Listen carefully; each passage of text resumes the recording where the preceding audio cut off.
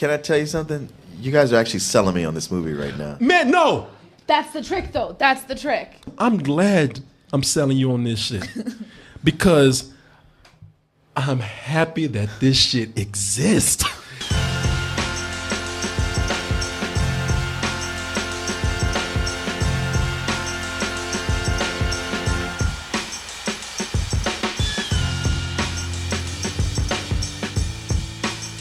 Into movie review. I know.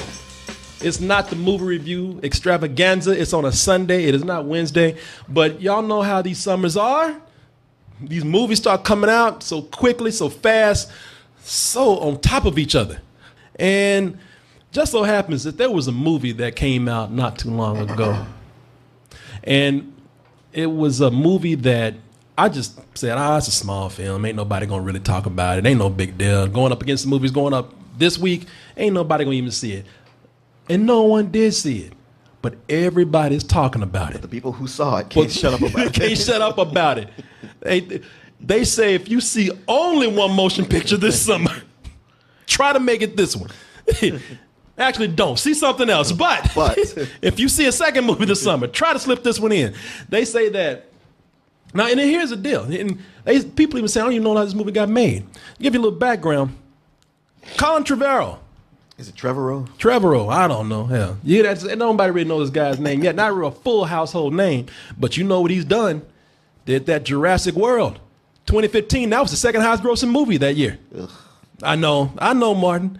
I mean, I did not dislike it as much as you did, but I wasn't crazy about it. But I did enjoy it, and I liked it. You know, the T-Rex wrestling match at the end with the Velociraptor. How can you not? Fist bump. Yeah. It was the point Donald was like, I got you, man. Yeah, what's up, man? You know, it was stupid, but it was fun. And people are saying, oh, shit. Hey, look, you don't do the second highest grossing movie of the year. The only one to beat it is Star Wars, and then don't get a big project, which just happens to be Star Wars Episode 9. Right. Colin Trevorrow is doing Trevorrow, however you say his name. He's doing that. So when he had this script, which he didn't write, but he had the script for this new movie that he wanted to do, and took it up to Hollywood of all places. No, this ain't no independent shit. Took it to Hollywood and said, hey, I want to do this. There was an intern there that said, hey, don't you think we should read that script? You're talking to a man that got dinosaurs and the Force on his side. You don't question that shit. You let him do what he wants to do. He's got carte blanche around here. I mean, what could go wrong? This guy could film himself taking a shit, and it'll be the third highest grossing movie of all time. And some people said, well, he got half that right with this film here. The movie that we're talking about is Book of Henry. Remind me again why we can't put you in a gifted school. Because it's better for my psychosocial development for me to interact with the peer group in a normal school environment. Oh, yeah. Oh, I want to fuck you so bad. I feel bad for this kid. What, you feel bad for him? Yeah. Why? Well, because he's been really good in some movies I like, Incredibly Loud or Very Loud and Incredibly Close, and St. Vincent. Loved him in St. Vincent. Oh, that's a kid in St. Vincent? Yeah, and he was so cute. But now he's getting older, and his cuteness is starting to go away. Damn, Mark. I mean, it's not that you're wrong, but you didn't have to put it out there like that. You just hope they can carry it on through. like the way Haley Joel Osment is back in a lot of stuff, and you just look at him and you go like, dang, he was so cute as a little boy. Yeah. Here's the thing with Book of Henry. Book of Henry is a movie that everybody's talking about. The reason why they're saying go see it because everybody's saying it. It's not just if you see one movie this year. If you see one bad movie this year, make sure that it's this. Because it's one of those bad movies that it's not just bad. It's fucking insane bad. There's so many twists and turns that this movie takes, which have people coming out the theater saying, or at least with a lot of critics, they're like, what the fuck was that? And I get it with those critics because now some of them are saying this is hands down probably one of the worst movies of the year. Not the jury's still out on that, but one of it's topped up there. One of the worst movies of the year. And I can understand why, because a lot of people saw the trailer and they said the trailer was crazy. We didn't know what to get from it. People put the story together from looking at it. They were kind of close.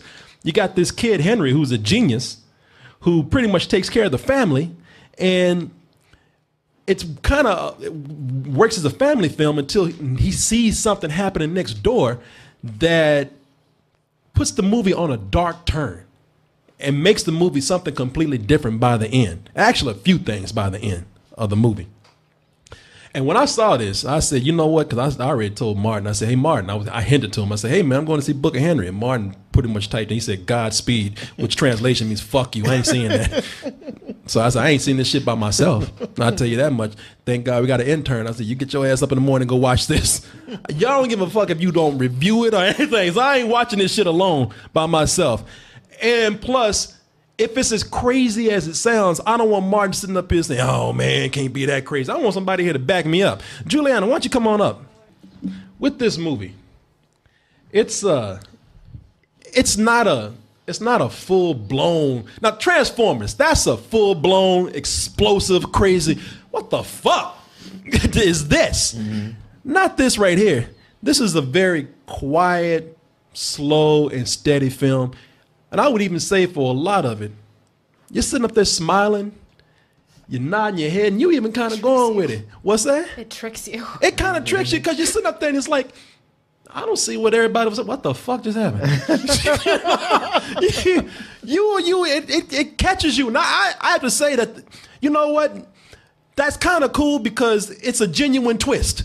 It ain't really marketing a twist. It ain't trying too hard. It's just naturally doing something. Make sure, what the fuck just happened right there? Well, I know I've seen from the trailers. It looks like a quiet, not a family film so much, but more of a drama.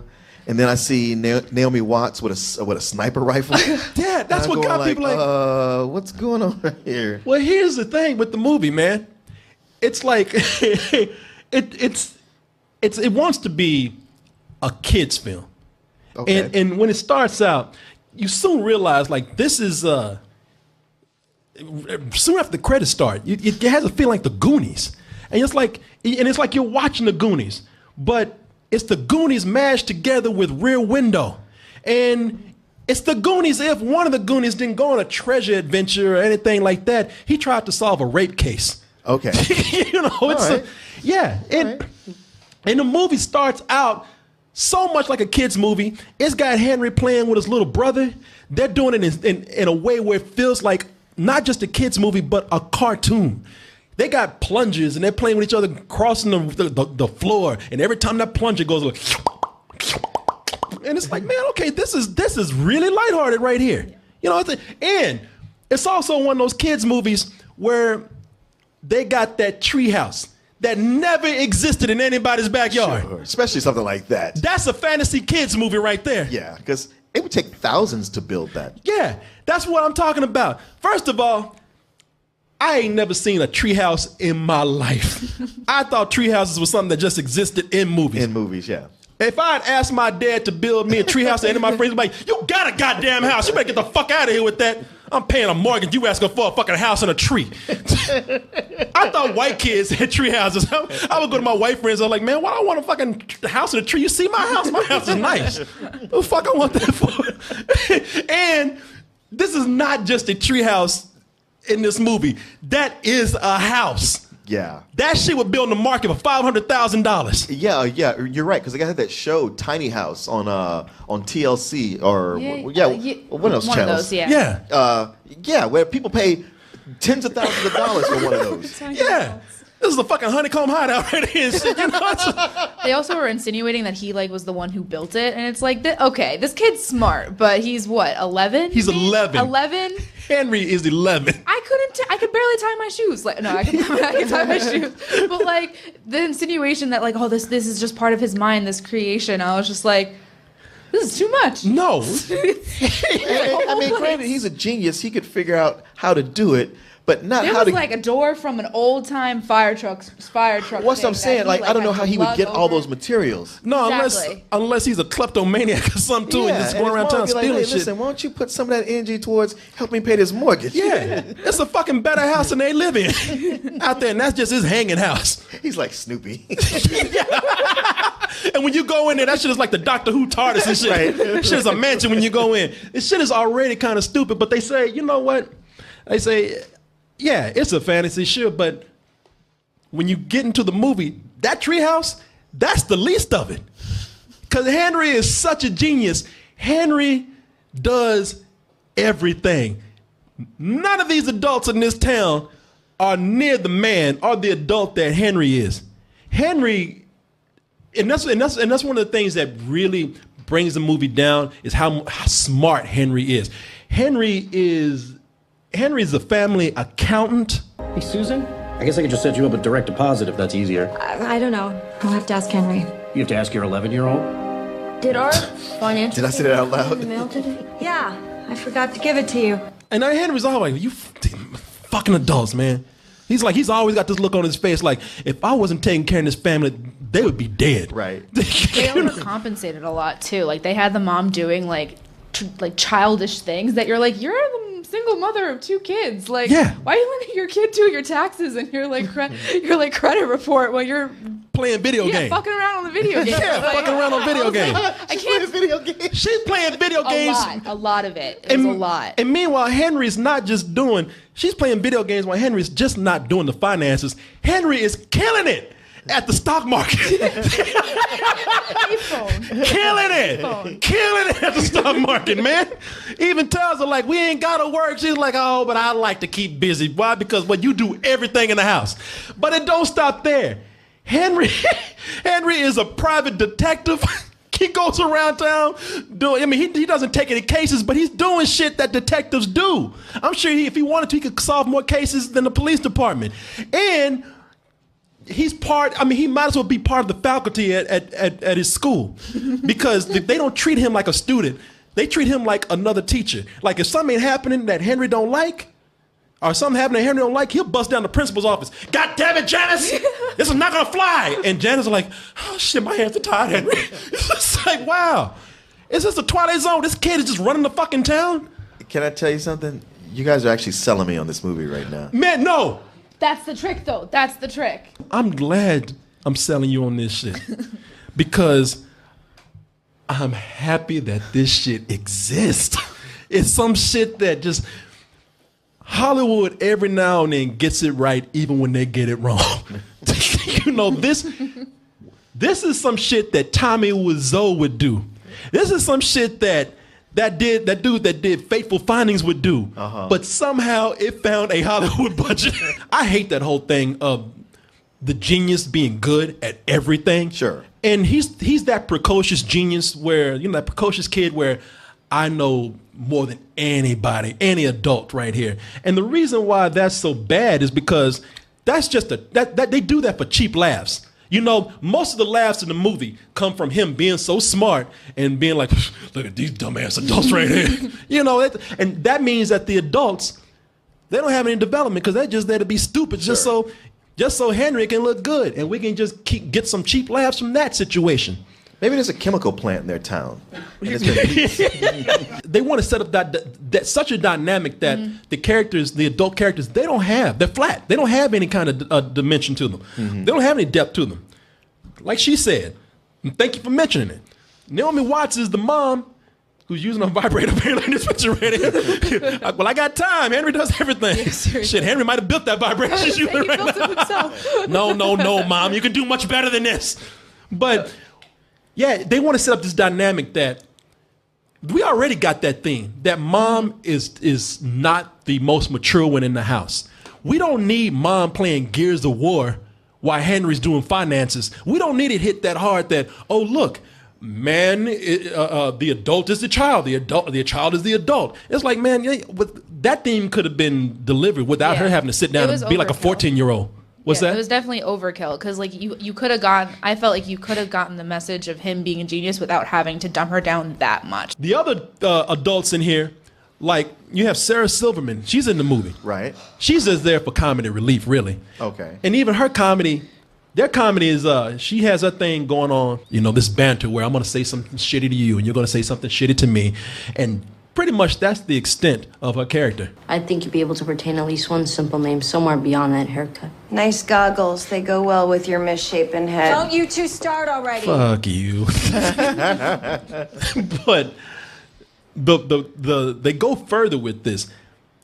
The depth that they do give these adults, they want to be so cute with this movie They want to be so family friendly with even the darkest material in here that they end up making light of some serious things. They introduce in the movie, and this is not an exaggeration, in the movie, Sarah Silverman, they hint that she has a that she has a drinking problem. In the film, she's actually drunk off her ass, and they even insinuate that the mom might be the one that is causing much of the damage. Because I've had a hell of a day, and Sheila and I are just gonna hang out a little. okay? They're gonna get so drunk right now. And they do, and they get so drunk that Sarah Silverman, there's a point where she wakes up and she's passed out on a bench, almost missing work. You know, head wobbling and shit. Where am I? Like on a bench outside somewhere? It's outside somewhere. I think it's in her yard. But she just fell asleep out, never made it home. Oh. And they're saying, you know, Mom, you're enabling her. You know, you're giving her. You're not helping her drinking problem. And it's played off like, fuck, Henry, lighten up. Have a drink. You know, it's like, they don't say that, but it's kind of like, yeah, fuck Henry, come on, you know. And they go back to drinking, and they don't say another fucking word about her drinking problem. And even then, the movie keeps you on your toes by getting unpredictable, because it's at this point, like I said, where they start to do a rear window thing. So happens that they got this new girl at school, and she's having problems. That's why Henry got so mad, because Henry saw that she's... No other adult, by the way, notices this or wants to acknowledge it, but Henry's the one talking about, don't y'all see bruises on this chick? Don't y'all see how she's withdrawn and reacting? And nobody wants to do anything, so Henry's like, oh, fuck, man. I'm on the case.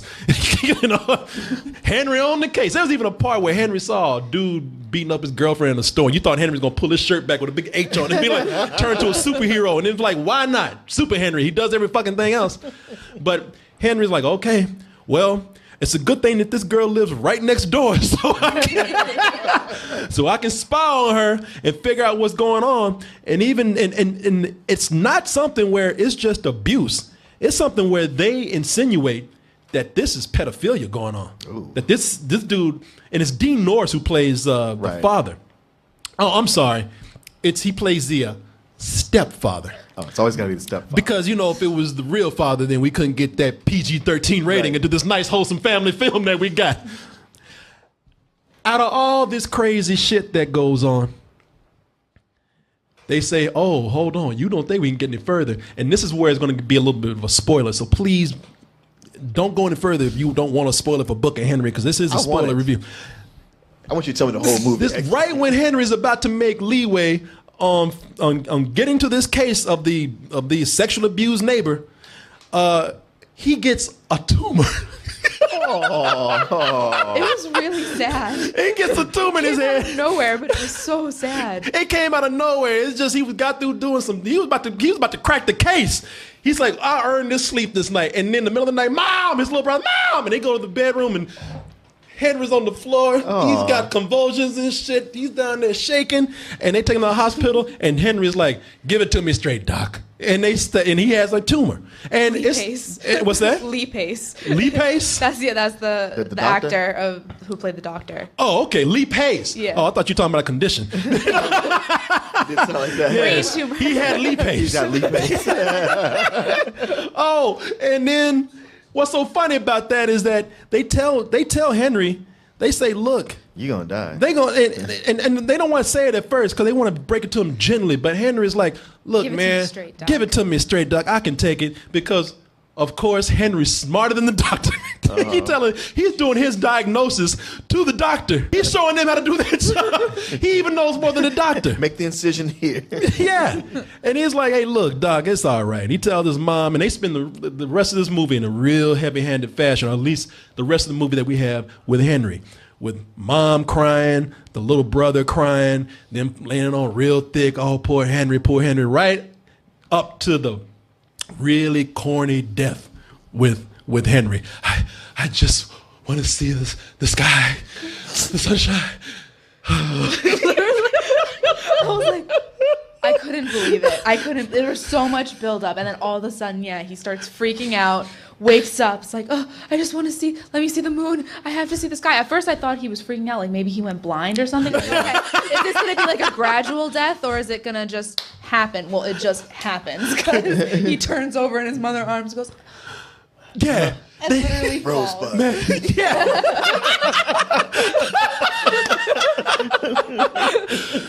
Pedophilia. What did he mean by that? But yeah, they actually gave him the that little hand goes down. And I'm gonna tell you something. All the crazy shit I'm saying with you, all the crazy shit that you hear, you're saying, I want to see this. I was with it. I did not go into this saying that, man, I want to see the worst movie of the year. No, I went in to say, is it really as bad as people are talking about? And up until that point, I said, it's not good.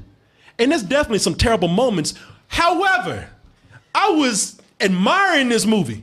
I was respecting it for going in all these crazy different directions. Sure. I'm always trying to hold Hollywood accountable. I was like, you know what? Doing the same old shit. You're doing all these formulas. Give us something different. And I can tell you, for everything that might have been crazy or shitty in this movie, it was unpredictable. It kept me on my toes, man. And I was admiring. I was like, go on, Colin, do your thing.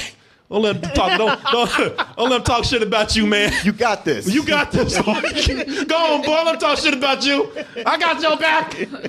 But when Henry died, when he looked up in that sky and that little hand fell, everything that was good about this movie went with him.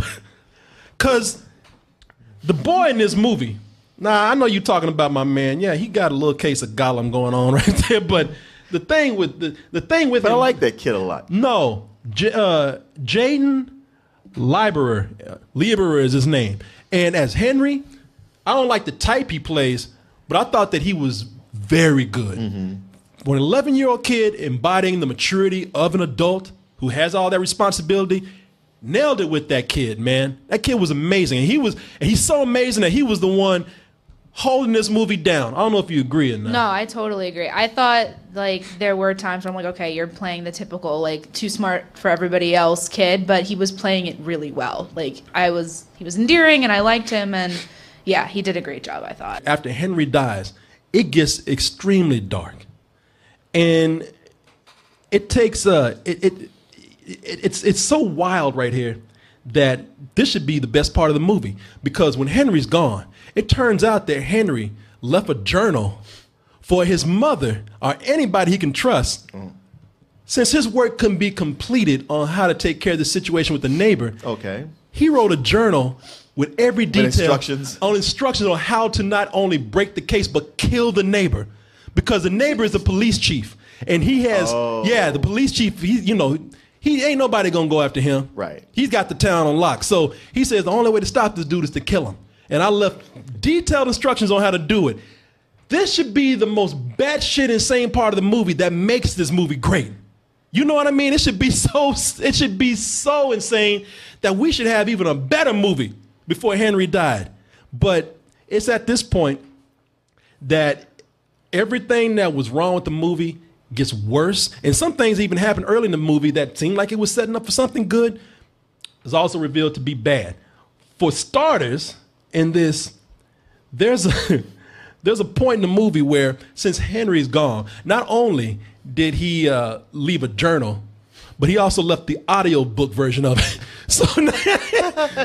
So now his mom puts on headphones and he talks her through everything. Mom, everything you need is right here. I'll be with you the whole time. But well, it seemed like from the setup up to this point, his mom wasn't someone you would consider a reader to begin with. Oh, no. He wrote it all down and then went back and went, you know what? Let me just go ahead and record this now. She's not going to read. Yeah, she ain't going to read this shit. Yeah, I wrote all this shit down. I can't make a video game about this quick, so might as well just put the audio version in there. But what's so funny about it is that he knows his mother so well that everything that he records, he also records responses in anticipation on how she's going to react. So it's almost like Henry's never been dead. It's to a point where it's it gets so stupid. It's at a point where okay, that's maybe more than I can bite off. Oh man, it gets to a point where she has a sniper rifle and that she bought illegally, and she's ready to take the guy out next door. And there's even a point where he recorded like, "All right, Mom, go ahead and take the shot." I'll pause. "Come on, Mom, take the shot." Like, God damn it, take the shot. Am I lying? no. And I was sitting there and I was like, this kid is 11. I don't care if he's a mastermind genius. He's literally egging his mom on to commit murder. Like, you can do it, Ma. Come on. Well, just line it up. Deep breaths. And I was like, He would know that she's going to hesitate. All right, I better scream at her at this point because I can just see her dumbass not taking the shot when she's got it. No, it's... And knowing that Dean Norris is going to be passing right at this moment. If I calculate this out, from this algebraic equation and this algorithm, he should be passing right by. She's going to miss. She's not going to take the shot, but he'll come back around in about 3 seconds. So that's when I'll yell at her. No, man, they actually have a point where they do that to the whole thing where that's the silliest part. But this part is when she's walking and he's like, "All right, Mom, take a left here." "No, Mom, your other left." He's one step ahead of her. I can fix this. What, she's crazy? No, he's not really dead. He's somewhere hiding. He faked his death and he's transmitting this. Well, Martin, that would just spoil things, wouldn't it? But you have some things got to leave you to yourself. Okay. And that whole thing about him being a detective and they're setting up things. Yeah, he's going around town playing Detective Henry. And that whole thing about him being... Encyclopedia Brown. Yeah, it really is. Encyclopedia Brown, the case of the rape. You know?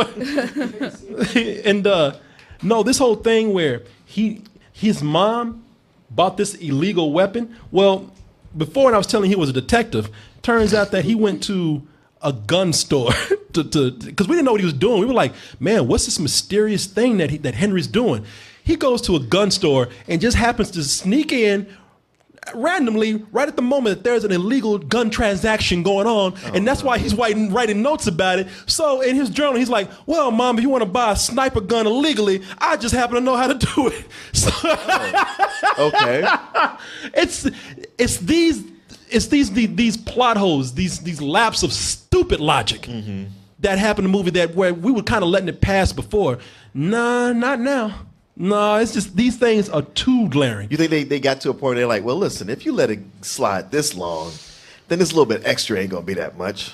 Oh, no, not when they just got dumb with it. I mean, it was kind of like, okay, you're taking liberties. You let me stick in the tip, so... No. I mean, if you want to stick it all the way in and it goes out your ear or something, yeah. We want to talk about that kind of stupid, but this is Martin, I'm telling you, it gets worse.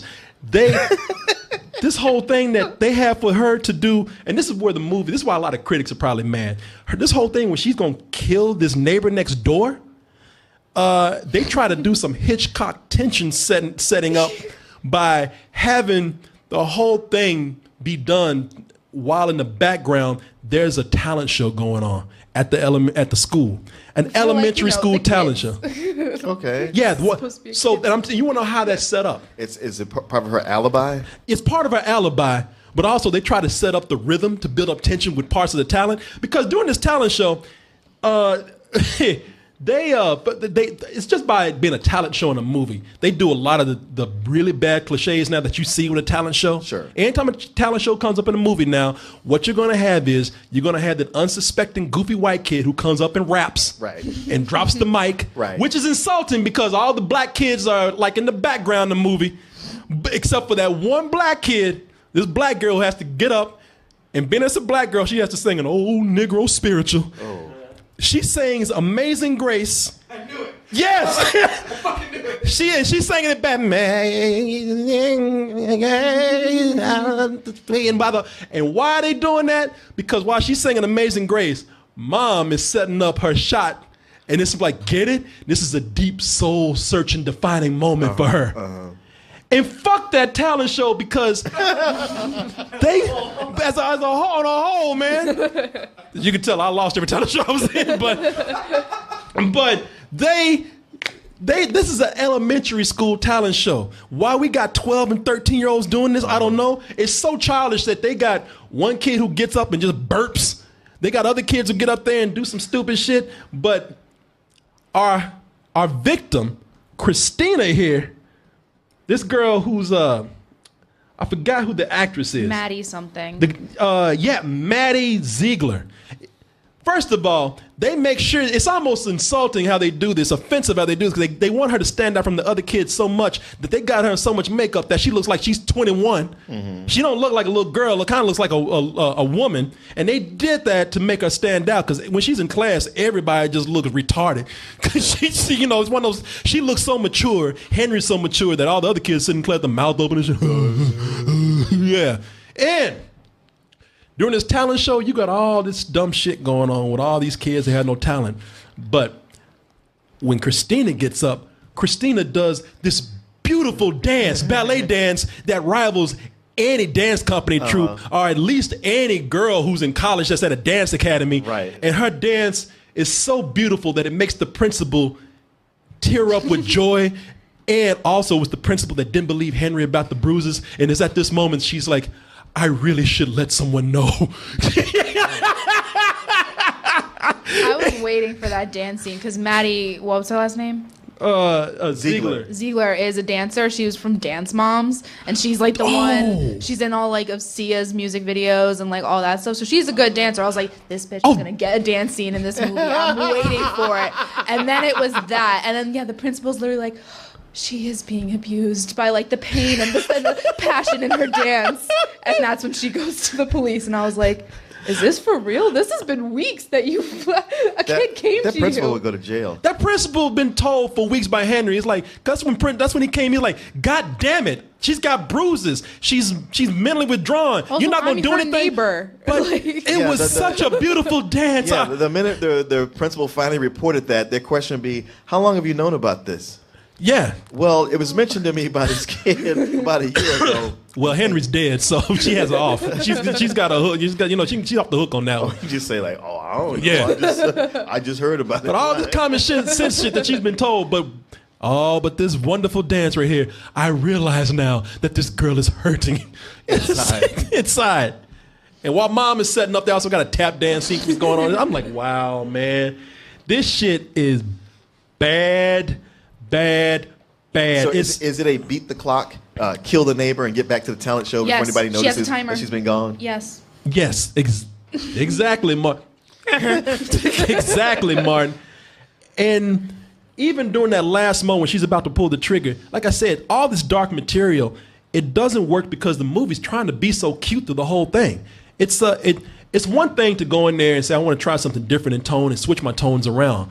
But you cannot be this family film with these really the worst of Hallmark movie cliches and try to pull this off. Because even at the moment where Naomi Watts is about to pull the trigger, they still do some Home Alone shit. They got a Rube Goldberg machine that goes on. A Rube Goldberg machine going on. Yeah. He's got his fucking steampunk shit going on. I mean, it's like there's Home Alone shit going on in here. And this is right up during the darkest moments of the movie. Oh, okay. And the thing that really kills the darkest parts of the film is that your villain is not for a pedophile. He's not creepy. He's not scary. He's not threatening. He's not even conflicted or a complex person. Dean Norris, who plays him, his whole thing about being a bad guy in this movie, a pedophile and child abuser, is just to look suspicious and hunch over and squint his eyes a lot. You must be excited about the talent show. I get a little impatient at things like that. Henry and Peter, they're lucky to have you. And your father's lucky to have you, too. Stepfather. Oh, fuck you too. The girl might as well just say rapist. It's that's the most she says in that entire movie. Also, really? For the person who's like, if not the second most focal point throughout the thing, she barely, I feel like, said anything at all. Yeah, like that was the most she said. That's interesting that she said she was on Dance Moms. Yeah, she's like the prodigy of them. She because she's so successful and such a good dancer. Like, she's the favorite. So that scene really was crowbarred in there. Then all right, makes sense. It's her first movie, so I guess they were just trying to like weigh the options of like, okay, does she have talent outside of dancing? But I feel like they didn't even give her an opportunity because she said 10 words. Like, Yeah. it wasn't. She was barely in it. I mean, maybe she said 40 when they looked at it. Yeah, maybe. Yeah. Tell you what, why don't you just dance? Dance and be abused. That dance number wasn't even in there until they saw heard her saying her lines. Yeah. I guess Dean Norris is one of those guys. He's only going to ever play cops. Yeah. Hey, if I'm not a good cop, I'm a child molesting, abusive cop. You know, it's people. I really did want to give this a benefit of the doubt. Where was this kind of like, man, this is not good, but I'm giving this a kind of a matinee or at least an enthusiastic rental just based on how you're trying to be different. Nah, this is some old bullshit. This takes a quick turn into that area, and like I said, it's the only person that was making it good was that actor who played Henry, and once he's gone, everything that's wrong with the movie comes out, and it's too bad because a lot of you people in here are doing the best.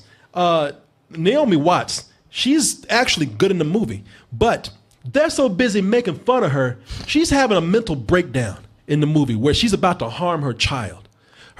She says, you know, fuck it, we're just going to eat sweets and desserts for the rest of the week. She's about to get this kid diabetes. Dang. Played up for laughs. Like they never go in and address her going through her PTSD or whatever with this trauma of her child dying. Yeah. Like they never did with Sarah Silverman and her alcoholism. Mm-hmm. You know, it's a baffling movie and how insulting it is in so many ways too, with serious problems that go on. Which is why even if I did think that this was somewhat funny and how bad it is, they don't treat some of the serious subjects in here too with any kind of real seriousness or urgency that they should be treated with. What do you think?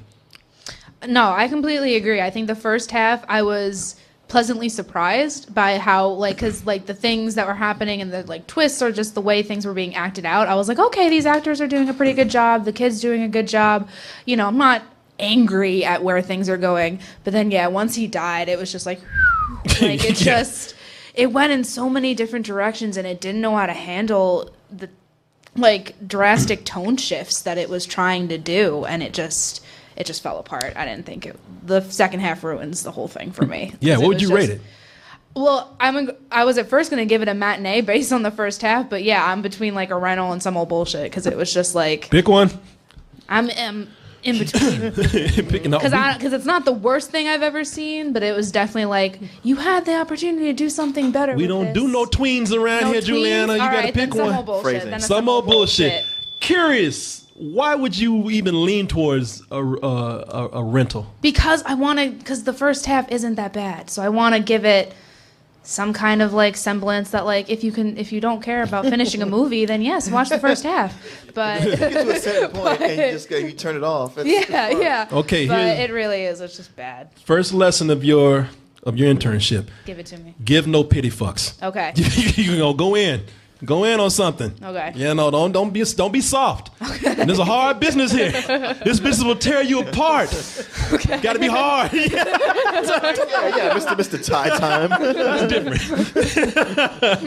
I tied bullshit. Some more bullshit.